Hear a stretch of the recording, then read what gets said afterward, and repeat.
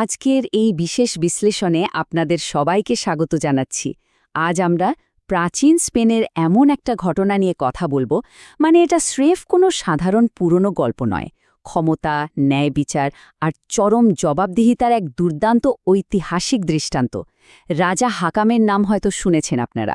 তার রাজত্বকালের এমন একটা ঘটনা আজ আমরা ধাপে ধাপে বিশ্লেষণ করব, যা শোনার পর আপনিও হয়তো নতুন করে ভাবতে বাধ্য হবেন। আচ্ছা, একজন প্রবল ক্ষমতাধর রাজা কিভাবে একজন সাধারণ মানুষের সামনে মাথা নত করেছিলেন, চলুন সেই ঐতিহাসিক সত্যটাই আজ উন্মোচন করা যাক। ওকে, চলুন এই বিষয়টার একদম গভীরে যাই। একবার ভেবে দেখুন তো, চুরি করা জমির আসল ওজন কি কখনো মাপা সম্ভব? মানে আপাতদৃষ্টিতে দেখলে এক টুকরো জমি বা এক মুঠো মাটির ওজন আর কতটুকুই বা হবে, তাই না? খুব সামান্য। কিন্তু যখন সেই জমিটা জোর করে দখল করা হয়, তখন তার সাথে যোগ হয় অন্যায়ের এক বিশাল অদৃশ্য ওজন। এটাই কিন্তু আমাদের আজকের আলোচনার মূল পয়েন্ট। ক্ষমতার দাপটে যখন কেউ অন্যের অধিকার কেড়ে নেয়, তখন সেই অন্যায়ের আসল ভার মাপার কোনো যন্ত্র হয়তো এই পৃথিবীতে নেই। কিন্তু সেই ভারটা আসলে কতটা ভয়াবহ হতে পারে, আসুন সেটাই আজ আমরা সোর্স থেকে গভীরভাবে বিশ্লেষণ করে দেখি। আচ্ছা, প্রেক্ষাপটটা একটু কল্পনা করুন। এখানে রাজা হাকামের আকাশ ছোঁয়া ক্ষমতা আর এক সাধারণ বৃদ্ধার সাদামাটা বাস্তবতার মধ্যে একদম চরম একটা বৈসাদৃশ্য দেখা যাচ্ছে। ব্যাপারটা ছিল এমন, রাজা হাকাম একদিন রাজধানীর কাছাকাছি একটা চমৎকার জায়গা দেখে এতটাই মুগ্ধ হলেন যে তিনি ঠিক করে ফেললেন সেখানেই নিজের জন্য একটা চোখ ধাঁধানো নতুন রাজপ্রাসাদ বানাবেন। রাজার কথা বলে কথা, এক কথায় সব হয়ে যাওয়ার কথা।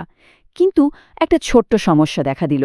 ওই জায়গাটাতে আগে থেকেই এক বৃদ্ধা তার একটা ছোট্ট কুঁড়েঘর নিয়ে থাকতেন। একদিকে রাজার বিশাল উচ্চাকাঙ্ক্ষা, আর অন্যদিকে এক অসহায় বৃদ্ধার নিজের ভিটে মাটির প্রতি গভীর টান। রাজা হাকাম শুরুতে জায়গাটা ন্যায্য দামে কিনে নেওয়ার প্রস্তাব দিলেন ঠিকই, কিন্তু বৃদ্ধা তার ওই প্রিয় কুঁড়েঘরটা ছাড়তে একদমই রাজি হলেন না। এরপর আসলে যা ঘটল সেটা ক্ষমতার সেই চিরচেনা রূপ। রাজা যখন দেখলেন যে সোজা কথায় কাজ হচ্ছে না, মানে ন্যায্য মূল্যে জায়গাটা পাওয়া যাচ্ছে না, তখন তিনি জমির দামের ঠিক দ্বিগুণ, হ্যাঁ একদম 2x বা ডাবল টাকা দেওয়ার প্রস্তাব দিলেন।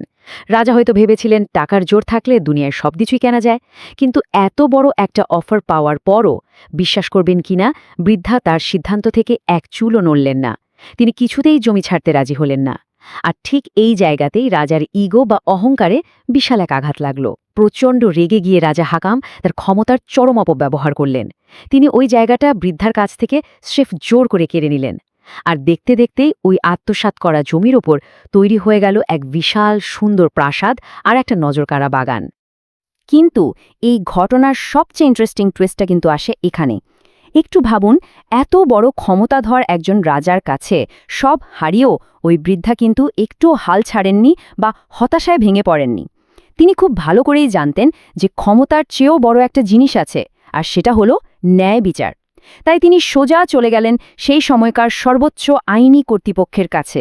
মানে তিনি একেবারে সরাসরি কাজী সাহেবের কাছে গিয়ে রাজা হাকামের বিরুদ্ধে নালিশ ঠুকে দিলেন। বুঝতেই পারছেন, অন্যায় যত বড় বা শক্তিশালী হোক না কেন, ন্যায় বিচারের জন্য শেষ পর্যন্ত লড়ে যাওয়ার এই অদম্য সাহস কিন্তু একজন সাধারণ মানুষের ভেতরেও থাকতে পারে। এখন এই স্লাইডের সবচেয়ে আকর্ষণীয় দিকটা হলো কাজী সাহেবের অদ্ভুত এক কৌশল। বৃদ্ধার অভিযোগ পাওয়ার কিছুদিন পর রাজা হাকাম যখন কাজী সাহেবকে তার সেই নতুন প্রাসাদ আর বাগান দেখার জন্য দাওয়াত করলেন, তখন কাজী সাহেব একটা অদ্ভুত কাণ্ড করে বসলেন। তিনি রাজার প্রাসাদে গেলেন ঠিকই, কিন্তু সাথে নিয়ে গেলেন একটা গাধা আর কয়েকটা একদম খালি বস্তা। মানে ব্যাপারটা অদ্ভুত না? রাজা এটা দেখে একটু অবাক হলেন, মজাও পেলেন। কাজী তখন খুব বিনীতভাবে রাজার কাছে একটা অনুরোধ করলেন, ওই বাগান থেকে তাকে কয়েক বস্তা মাটি নেওয়ার পারমিশন দেওয়া হোক। এই সামান্য অনুরোধে রাজা তো সাথে সাথেই রাজি। কাজী নিজের হাতে বস্তাগুলো মাটি দিয়ে ভর্তি করলেন। এরপর তিনি রাজাকে এমন একটা কথা বললেন যাতে রাজা আরও অবাক। কাজী অনুরোধ করলেন এই ভারী বস্তাগুলো গাধার পিঠে তুলতে রাজা যেন তাকে একটু সাহায্য করেন। রাজার কিউরিওসিটি তখন একদম তুঙ্গে। তিনি খুব উৎসাহ নিয়ে বস্তাগুলো তুলে দেবার জন্য এগিয়ে এলেন। কিন্তু এরপর যা ঘটল সেটা আক্ষরিক অর্থেই অবিশ্বাস্য। ওই মাটির বস্তাগুলো এত বেশি ভারী ছিল যে রাজা তার শরীরের সমস্ত শক্তি দিয়ে, একদম জানপ্রাণ দিয়ে চেষ্টা করেও একটা বস্তাও একচুল নড়াতে পারলেন না। ভাবা যায়, একজন প্রবল পরাক্রমশালী রাজা, যার ক্ষমতার কোনো লিমিট নেই, তিনি কিনা সামান্য কয়েক বস্তা মাটি তুলতে গিয়ে ডাহা ফেল করলেন। আসলে এখানে ওই সাধারণ মাটির বস্তাগুলো যেন রাজার করা ওই বিশাল অন্যায়ের ওজনেরই একটা বাস্তব রূপ হয়ে ধরা দিল। রাজার সমস্ত গায়ের জোর ওই মাটির ভারের কাছে পুরোপুরি পরাস্ত হল। ঠিক তখনই কাজী সাহেব রাজার দিকে ফিরলেন। অত্যন্ত গম্ভীর আর তীক্ষ্ণ গলায় তিনি রাজাকে এমন একটা কথা বললেন যেটা পুরো ঘটনাটার মোড় ঘুরিয়ে দিল। তিনি বললেন, আপনি সামান্য কয়েকতাল মাটি তুলতে পারলেন না, তাহলে মহাবিচারের দিন আল্লাহর আদেশে যখন এই পুরো বাগানটাই আপনাকে নিজের কাঁধে করে ওই বৃদ্ধাকে ফিরিয়ে দিতে হবে, তখন সেই ভার আপনি কি করে বইবেন? এই কথাগুলোই কিন্তু পুরো বিশ্লেষণের একদম মূল নিরাশ। কাজী রাজাকে আসলে মনে করিয়ে দিলেন যে আজ সামান্যই কয়েক বস্তা মাটির ভারে তিনি কাবু হয়ে গেছেন, তাহলে যেদিন প্রতিটি অন্যায়ের চুলচেরা হিসেব নেওয়া হবে, সেদিন অন্যায়ভাবে দখল করায় পুরো প্রাসাদ আর বাগানের ভার তিনি কিভাবে সামলাবেন? এই রূঢ় সত্যটা একদম একটা বজ্রপাতের মতো রাজার বিবেককে নাড়িয়ে দিল। আর এই ঘটনাটায় আমাদের চমৎকারভাবে দেখিয়ে দেয় সত্যিকারের অনুশোচনা বা তওবা আসলে কেমন হওয়া উচিত। কাজী সাহেবের ওই একটা মাত্র কথা রাজার ভেতরটাকে একদম তোলপাড় করে দিল। প্রচণ্ড লজ্জা আর অপরাধ বোধের জর্জরিত হয়ে রাজা হাকাম সাথে সাথে সেই বৃদ্ধাকে ডেকে পাঠালেন। এবং তিনি শুধু যে ক্ষমাই চাইলেন তা কিন্তু নয়, বরং যে জমি তিনি জোর করে নিয়েছিলেন সেই জমির ওপর বানানো তার শখের বিশাল রাজপ্রাসাদ, ওই সুন্দর বাগান, সব কিছু তিনি ওই বৃদ্ধাকে একেবারে নিঃশর্তভাবে ফিরিয়ে দিলেন। এটাই হলো ন্যায় বিচারের আসল রূপ, যেখানে একজন ক্ষমতাবান মানুষ নিজের ভুল বুঝতে পেরে শুধু পিছুই হটে না, বরং তার ভুলের সম্পূর্ণ প্রায়শ্চিত্ত করে।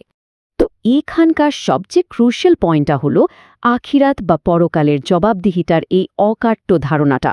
আমাদের আজকের সোর্স থেকে একটা ব্যাপার খুব পরিষ্কার, শাসনের ক্ষমতা বা অথরিটি কিন্তু কোনো হালকা বিষয় নয়, এটা এক বিশাল গুরুদায়িত্ব। রাজার, শাসক বা লিডার যিনিই হন না কেন, মহাবিচারের দিন প্রত্যেককে তার কাজের জন্য চূড়ান্ত জবাবদিহি করতেই হবে। পার্থিব জীবনে আপনার বা আমার যত ক্ষমতায় থাকুক না কেন, এই শেষ বিচারের হাত থেকে কিন্তু কারও কোনো নিস্তার নেই। আর ঠিক এই ভয়টাই সঠিক শাসকদের সবসময় সতর্ক আর বিনয়ী করে রাখে। এই ঘটনা থেকে পাওয়া তথ্যগুলো যদি আমরা বর্তমানের সাথে মেলাই, তাহলে বেশ কয়েকটা চিরন্তন শিক্ষা বেরিয়ে আসে। প্রথমত, শাসকরাও মানুষ, তাই ভুল তাদেরও হতে পারে। কিন্তু মুশকিল হল ক্ষমতাবানদের একটু ভুলের মাসুল গুনতে হয় সাধারণ মানুষকে, দুর্বলদের।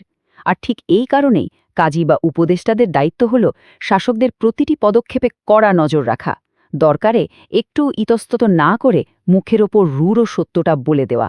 সোর্সটি এই ঘটনাকে আমাদের বর্তমান বাস্তবতার সাথেও দারুণভাবে কানেক্ট করেছে।